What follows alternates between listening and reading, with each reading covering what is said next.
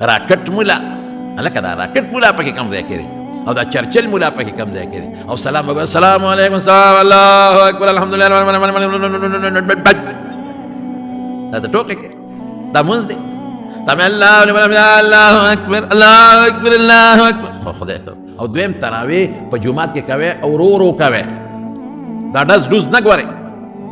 دا قسم په خدای ګناه ده قسم مې راته په دې منبر وخوان دغه تراویح ګناه ده د هغې نه هغه نه تراویح ښه دي دا په منډه منډه کوي ډز ډوز یې جوړ کړي نه په رکوع سوکېږي نه په سجده ته خدای ته ولاړ یو جج ته چې ولاړې څومره په ادب ولاړې یو افسر ته چې ولاړې څومره په ادب ولاړ لس ځله خو ځان ته په شیشه کې ګوري چې کالر مې کوږ نه لس ځله په شیشه کې ګوري چې واسکټ مې چېرته کوږ نه لس ځله ځان ته په شیشه کې ګوري چې ټوپۍ مې برابر ده او ګیره مې څنګه ده او ګیره کې لس ځله ګمنځ مې ولې جج صاحب ته ودرېږم افسر صاحب ته ودرېږم او الله ذات ته ودرېږي د خدای بنده ښکلې جامې اچوه چې الله ته ودرېږي او په قلار قلار مونځ کوه او کوم ملا چې دا زر زر تراویح کوي چې ورپسې تراویح ونه کوي د علماو ته هم زه یم چې د خدای خاطر وکړي خپل مونځ هم مه خرابوئ او د قوم مونځ هم مه خرابوئ قومه خو ضروري شی دی د خلقو نه پاڅېدل دا خو واجبه ده او بعضې علماو ته فرض وایي د دوو سجدو منځ کې ناسته چې جلسه ورته وایي چې ملا مکمل نیغه کې دا خو واجبه ده او بعضې علماو ته فرض وایي نه قومه شته نه جلسه شته بس سمع الله لمن حمده الله اکبر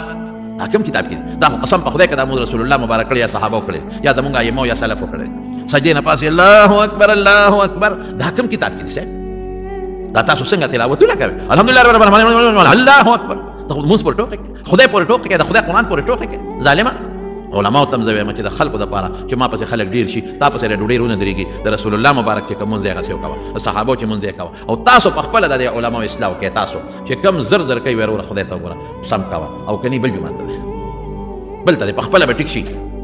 او خو مونږ کې چل دا دی که نه مونږ وایو یاره پلانکې ملا مړه سم ډزېږي لکه کلاشرکوف په شان ډزېږي هلکه دا چېرته چا خادي ده چې ته دا ملا ډزی څه دا پلانکې چې دی که نه مړه سم یې چرچل دی هسې ډزار ته وباسي خدای ته د دې ځای نه به ځي هغه پنځم کندي جومات ته ولې زر کوي نو په لاره یې څونه ټایم ولګېد واپس دی په لاره څونه ټایم ولګېد نو دا خدای له ورکړه که نه خلک مونځ پورې ټوکې کوي قسم په خدای جومات کې ناست یم چې څوک مونځ پورې ټوکې ټقالې کوي د ایمان نه خلاص دی د مونځ استهزاء مونځ پورې خندا کول قسم په خدای دا د ایمان نه خلاص دی دا خو مونځ دی الله ته ودرېږي الله راضي کې په ښکلې طریقه مونځ وکړه اوس په درته حدیث ووایم رسول الله صلی الله علیه وسلم فرمایي چې کوم مونځ چا ناقص وکړو بېکار او کمزور یې وکړو نو فرشتې دا مونځ الله له خېږي الیه یسعد الکلم الطیب والعمل الصالح یرفعه الله وایي دې مونځ ته د ماجت نشته په دې مخې ولا واپس ورکړو نو ځان دې هسې وکړه او الله دې خفه کړه چرچل مولا راکټ مولا هلکه دا راکټ مولا پکې کم ځای کې دی او دا چرچل مولا پکې کم ځای کې دی او سلام وکړه السلام علیکم الله اکبر الحمدلله دا ته ټوکې کوي دا مونځ دی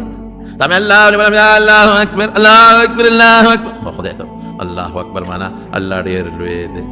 څومره ښکلې معنا ده په ښکلې طریقه که تاسو دا چل وکړو چې امام صاحب ته هم ووایي چې مولوي صاحب خدای ته وګوره مونځ ښکلې وکړو